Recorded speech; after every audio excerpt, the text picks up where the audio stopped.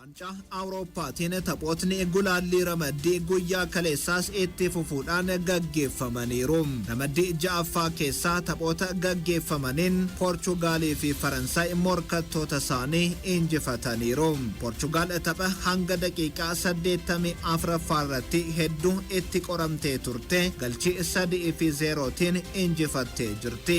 Rafael Guerrero fi Cristiano Ronaldo galchiiwwan sadan kana Poorchugaaliif lakkoofsisaniiru. Tapha kanarratti galchiiwwan lama kan lakkoofsise Cristiano Ronaldoon seenaa waancaa Awurooppaa keessatti taphataa jalqabaa galchiiwwan hedduu lakkoofsisuu danda'e ta'uudhaan riikardii haaraa galmeessee jira.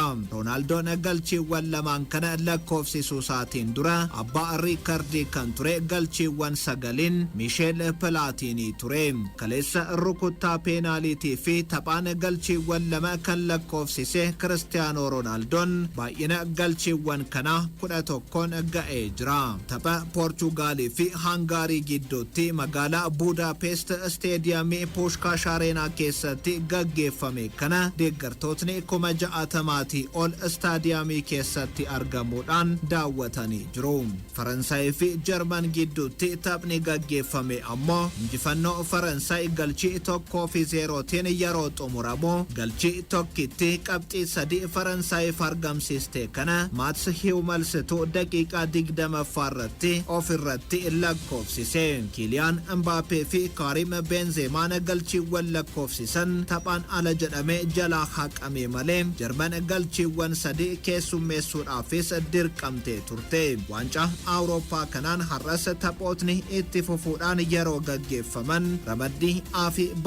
keessaa taphootni gulaallii ramaddii marsaa lammaffaa ni gaggeeffamu. Guyyaa sa'aatii 10 irratti ramaddii B keessaa Fiinlaandii fi Raashiyaan ni falmatu. Ramaddii A keessaa ammoo galgala sa'aatii 10tti Tarkii fi Weels, sa'aatii 4tti ammoo Xaaliyaanii fi Switzerland taphoota isaanii ni taasisu. Aston Villaan taphataasaa duraanii kan ta'e Ashley Youngin gara Villa Parkitti deebisuu barbaadee jira jedhamaa jira. Waliigaltee Inter Milaan wajjin qabu xumuree yeroo ammaa kana kilaba malee kan argamu Ashley Young kilaboota England garaagaraatiin barbaadamaa jira. Kilaboota taphataa kana barbaadan keessaa tokko kan ta'e kilabni Aston Villa kilaboota kan akka Burnley wajjin morkachuudhaan taphaticha argachuudhaaf fedha olaanaa qaba. Torban kana keessas bakka bu'aa taphataa kana wajjin dhimmicha irratti haasa'uudhaaf gareen Dean Smith beellama